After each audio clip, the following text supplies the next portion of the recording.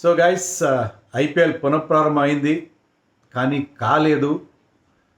Match number 58 ఈరోజు start కావాల్సి ఉంది కానీ without a single ball being bowled టోటల్గా రద్దయిపోయింది. ఇఫ్ ఐఎమ్ నాట్ రాంగ్, ఈ సీజన్లో మొత్తానికే రద్దయిన మొట్టమొదటి మ్యాచ్. మిగతా కనీసం కొంత పోర్షన్ అయినా జరిగినాయి. కానీ ఏంటంటే బెంగళూరులో continuous rain in the evening నుంచి భారీ వర్షం పడుతూనే ఉంది. ఎక్కడ తెరిపి ఇవ్వలేదు. కొన్నిసార్లు ఇచ్చినా మళ్ళీ స్టార్ట్ వాళ్ళు ఇంకా మళ్ళీ కవర్స్ చేసే పరిస్థితిలో మళ్ళీ స్టార్ట్ అయిపోయింది. సో అలా వర్షం ఏ మాత్రం కరుణించలేదు. దాంతో ఏంటంటే టోటల్గా మ్యాచ్ రద్దయిపోయింది. సో చాలా అనుకున్నాం మ్యాచ్లో అందరూ వైట్ డ్రెస్లో వస్తారు, ఏంటంటే రిజంప్షన్ టు సిగ్నల్ పీస్ అనుకున్న తర్వాత విరాట్ కోహ్లీకి ఒక ఎమోషనల్ వెల్కమ్ చెప్తారు బెంగళూరు క్రౌడ్. ఎందుకంటే రిటైర్మెంట్ తర్వాత అతను ఆడుతున్న ఫస్ట్ మ్యాచ్. ఎన్నో రకరకాలుగా మనం అనుకున్నాం, పెద్ద పెద్ద బ్యానర్స్ కూడా పట్టుకొచ్చారు. Every one of us are with you అని విరాట్ కోహ్లీకి బోల్డంతా సాలిడారిటీ చూపిస్తూ టెస్ట్ క్రికెట్ రిటైర్ అయిన తర్వాత ఒక ఎమోషనల్ ఫీలింగ్తో వచ్చారు అందరూ. పెద్ద క్రౌడ్ వచ్చారు, ఎప్పటిలాగే యూత్ఫుల్ క్రౌడ్ బెంగళూరులో.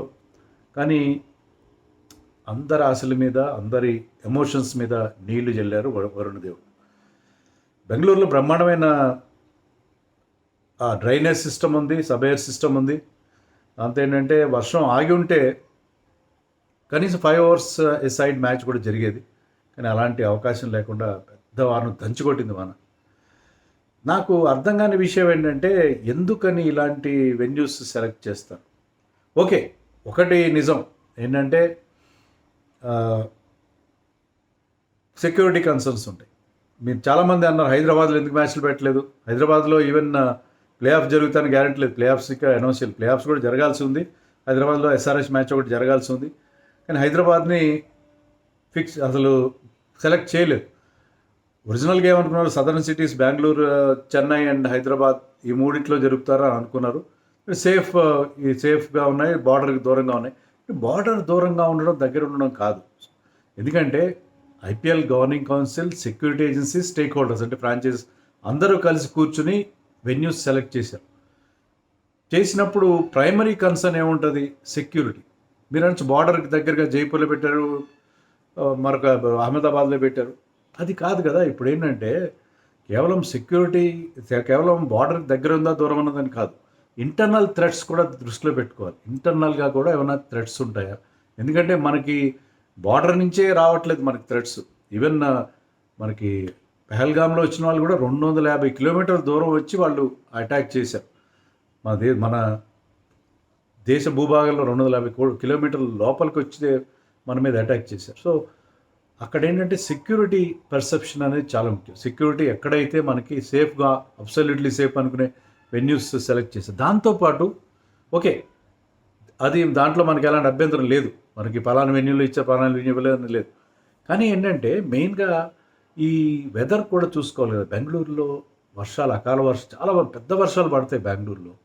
అందులోనూ ఏంటంటే మనం మాన్సూన్కి దగ్గరగా వస్తున్నప్పుడు బెంగళూరులో మ్యాచ్లు అంటే మన రిజంప్షన్ తర్వాత హోమ్ టీమ్కి అడ్వాంటేజ్ ఉండాల్సిన అవసరం లేదు కదా.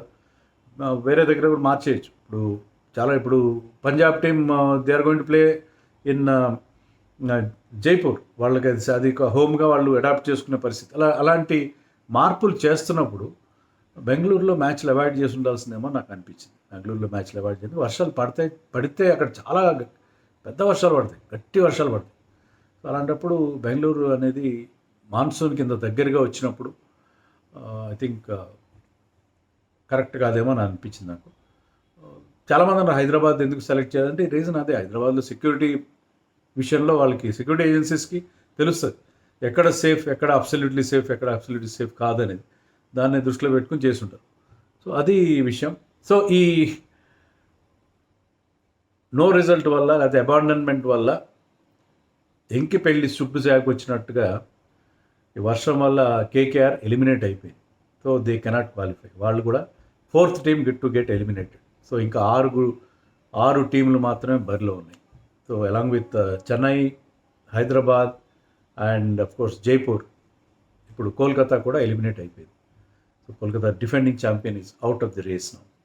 డిఫెండింగ్ ఛాంపియన్లు ఆడలేదు వాళ్ళు ఈ సీజన్లో. సో వాళ్ళు అవుట్ అయిపోయారు. అండ్ ఆర్సీబీ కాస్త దగ్గరికి వెళ్ళింది ప్లే ఆఫ్స్కి. ఇప్పటికీ వాళ్ళు అంటే క్యూ రాదనుకుంటాను, కానీ ప్లే ఆఫ్స్కి ఒక అడుగు దూరానికి వచ్చి దగ్గరికి వచ్చేసారు. 17 పాయింట్స్తో ఆల్మోస్ట్ వాళ్ళు వెళ్ళిపోయినట్టే లెక్క. 17 points, they are now at the top of the table. 17 points ఉన్నాయంటే మీ ఖాతాలో మీరు ప్లే ఆఫ్స్కి వెళ్ళిపోయినట్టే లెక్క. ఎందుకంటే 3 టీమ్స్కి 18 పాయింట్స్ రావాలి, లేదు 2 టీమ్స్కి 18 పాయింట్స్ వచ్చి ఒక టీంకి 17 ఉన్నా వీళ్ళకంటే బెటర్ నెట్ రన్ రేట్ ఉండాలి. సో నెక్స్ట్ 2 మ్యాచెస్ ఎక్కువ ఓడిపోయినా, స్మాల్ మార్జిన్తో ఓడినా సరే దే ఆర్ ఆల్మోస్ట్ దేర్. కానీ వాళ్ళకి ఏంటంటే ఒకటి, సరే ప్లే ఆఫ్స్కి వెళ్ళారా లేదని కాదు, లాస్ట్ టైం కూడా ప్లే ఆఫ్స్కి వెళ్ళారు, కానీ ప్లే ఆఫ్స్కి వెళ్ళేటప్పుడు మీకు హ్యూజ్ అడ్వాంటేజ్ ఏంటంటే టాప్ టు ఫినిష్ చేస్తే మీకు క్వాలిఫైయర్ 1 ఓడినా సరే క్వాలిఫైయర్ 2లో ఆడి మళ్ళీ మీరు గెలిచే అవకాశం ఉంటుంది. అలా కాకుండా మీరు ఎలిమినేటర్ ఆడితే అది చాలా లాటరీ అయిపోతుంది. సో అందుకని when you are playing so well, RCB qualifier 1కి టార్గెట్ పెట్టాలంటే ఎక్కువ మ్యాచ్లు గెలవాలి. సో ఇప్పుడు దాంట్లో ఒక అవకాశం కోల్పోయారు. So unfortunate for them. But KKR bad luck. ఈ సీజన్లో ఏది కలిసి రాలేదు వాళ్ళకి. సెకండ్ మ్యాచ్ అబాండన్ అవ్వడం వాళ్ళకి. ఫస్ట్ మ్యాచ్లో వాళ్ళకి అది లక్ అనుకోవాలి, ఎందుకంటే పంజాబ్ 200+ చేసిన టైంలో వర్షం వచ్చి రక్షించిందేమో. But whatever, 2 matches abandon అయిపోవడం, నో రిజల్ట్ రావడం వాళ్ళకి ఇబ్బందికరమైన పరిస్థితి. అది కూడా వాళ్ళ ఫెయిల్యూర్ కాదు, కారణం కూడా అవుతుంది. బట్ ఓవరాల్గా they did not play well. ఏమాత్రం బ్యాటింగ్లో ముఖ్యంగా చాలా ప్రాబ్లం, కానీ బౌలింగ్ కూడా అంత ఎఫెక్టివ్గా ఏమో అనిపించలేదు. Almost 7-8 players from the title winning team వాళ్ళు రిటైన్ చేసుకున్నారు, అదే టీంలో వచ్చారు, కానీ వాళ్ళు పర్ఫామ్ చేయలేదు. వాళ్ళకి ఎస్ఆర్హెచ్ కూడా అలాగే అయింది కదా. ఎస్ఆర్హెచ్ కూడా లాస్ట్ టైం బాగా పర్ఫామ్ చేసిన వాళ్ళు ఈసారి పర్ఫామ్ చేయలేదు, ముఖ్యంగా బ్యాట్స్మెన్. సో అది పరిస్థితి. మ్యాచ్ రద్దు అయిపోయింది. రేపు 2 మ్యాచ్లు ఉన్నాయి. Double header I'm not big fan of double header. మాకు కూడా చాలా స్ట్రెయిన్ అవుతుంది, 4-5 వీడియోలు చేయాలి, మొత్తం డే అంతా మీకు క్రికెట్ మీదే గడిచిపోతుంది. So double header I'm not a big fan of double headers. But రేపు డబుల్ హెడర్స్ ఉన్నాయి, ఇదొకటి, మళ్ళీ నెక్స్ట్ సండే ఒక డబుల్ హెడర్స్ ఉన్నాయి. So let us hope that tomorrow అలాంటి ఇబ్బంది లేకుండా, ఎందుకంటే అన్ని చోట్ల వర్షాలు పడుతుంది, మ్యాచ్లు జరుగుతాయని ఆశిద్దాం. Good night for you from me for now.